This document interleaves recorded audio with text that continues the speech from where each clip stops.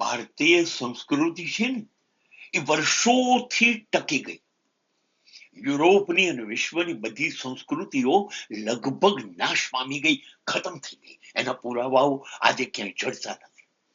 ભારતીય સંસ્કૃતિ, તમે વિચારો, વર્ષો સુધી ગુલામ રહી, કચડાઈ પીડાઈ, એને બિચારીને બહુ હેરાન કરી વિદેશીઓએ, છતાંય હજી બચી રહી છે. એનું કારણ ખબર છે?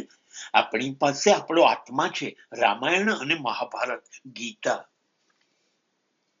રામાયણ અને મહાભારતના પાત્રોએ આપણને બચાયા. રામાયણની અંદર વિભીષણ અને જટાયુ અદ્ભુત પાત્ર છે. અને મહાભારતમાં ભલે બીજા ગમે તે પાત્રો રહ્યા, પણ મને વિકર્ણનું પાત્ર બહુ ગમે છે, જે 100 કૌરવોમાંનો એક ભાઈ હતો.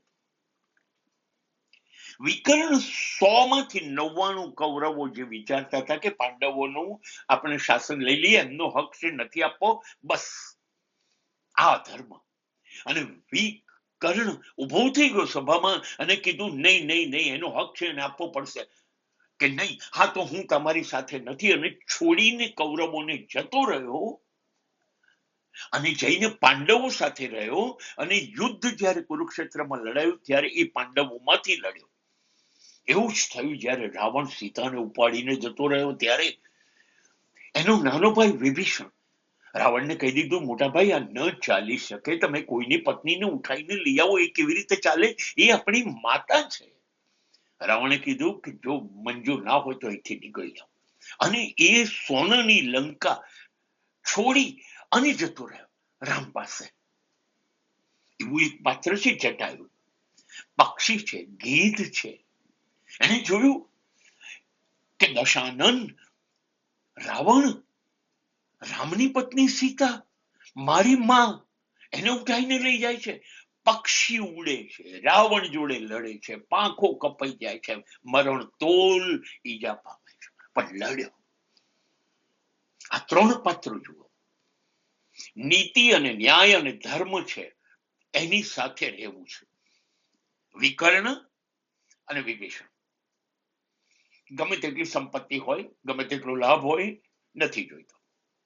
જટાયુ જુઓ, એક પક્ષી છે, શક્તિ મર્યાદિત છે, સામે અમર્યાદિત શક્તિવાળો રાવણ છે, છતાંય લડવું છે.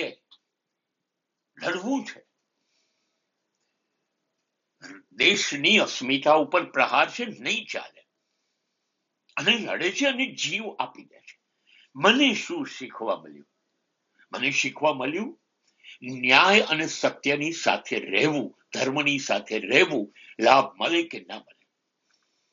જટાયુમાંથી મને એ શીખવા મળ્યું, જ્યારે સમાજમાં અધર્મ થાય, અનીતિ થાય, અન્યાય થાય, ત્યારે આપણી શક્તિ ના હોય તો પણ ઉભા રહી જાઓ એની સામે અને લડો.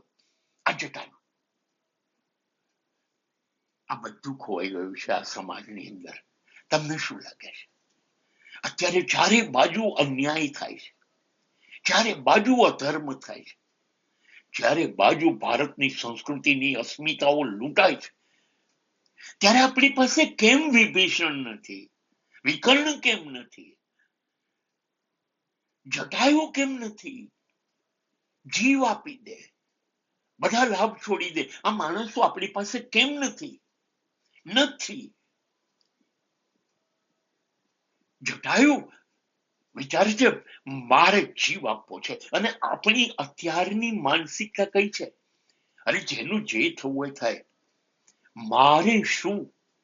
અને મારે કઈ નથી તો મારે શું? આપણે ક્યાં બોલીએ છીએ અન્યાય થાય ત્યારે? ક્યાં આપણે અન્યાયને છોડી દઈએ છીએ? ક્યાં આપણે ધર્મની સાથે બેસીએ છીએ? નહીં, આપણે અધર્મ સાથે બેસીએ છીએ. આપણે નીતિ સાથે નથી, અનીતિ સાથે બેસીએ. અત્યારે તમને શું લાગે છે? વિકર્ણ અને વિભીષણ અને જટાયુ નહીં હોય તો સમાજની સ્થિતિ શું થશે? જે શાસ્ત્રો કહેતા આવ્યા છે ને, કલયુગ બસ તો ચાલે છે અને ચરમસીમાએ પહોંચશે, અને આપણે ત્યાં પહોંચી રહ્યા છે. આ સમાજમાં જો આવા આધાર સ્તંભો નહીં હોય તો ભારતની સંસ્કૃતિનું પતન બિલકુલ નિશ્ચિત છે.